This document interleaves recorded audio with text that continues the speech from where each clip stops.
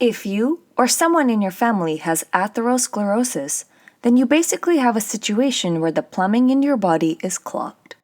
Doctors call these clogged pipes plaques in your blood vessels. If you're faced with a scenario of having plaques in the blood vessels that supply blood to your heart muscle, known as coronary arteries, then you're at high risk for a heart attack. You see, like other organs in the body, the heart is made up of muscle cells that require blood with nutrients and oxygen in order to function. These muscle cells are unique because they transmit electrical conduction that allows the heart to pump blood in a fixed, rhythmic, automated manner. Believe it or not, this is actually what doctors are tracing when they perform tests like ECG or electrocardiogram.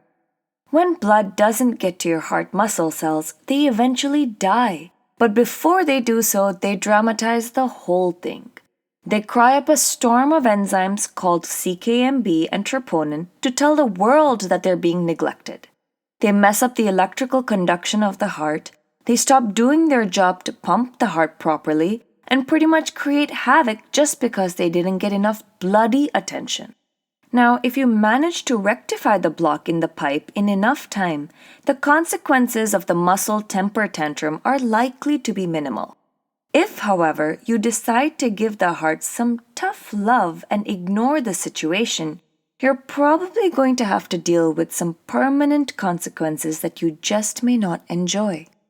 If enough heart muscle dies, then it will mess up the electrical conduction of the heart, which will cause it to beat irregularly, and you'll end up with an arrhythmia like atrial flutter or ventricular fibrillation.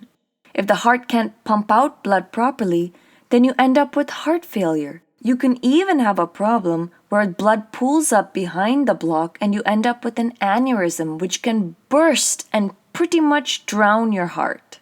If you're not sure of the situation in your body, go visit your cardiologist and find out if any of your pipes are blocked. It's better to know than to ignore the situation.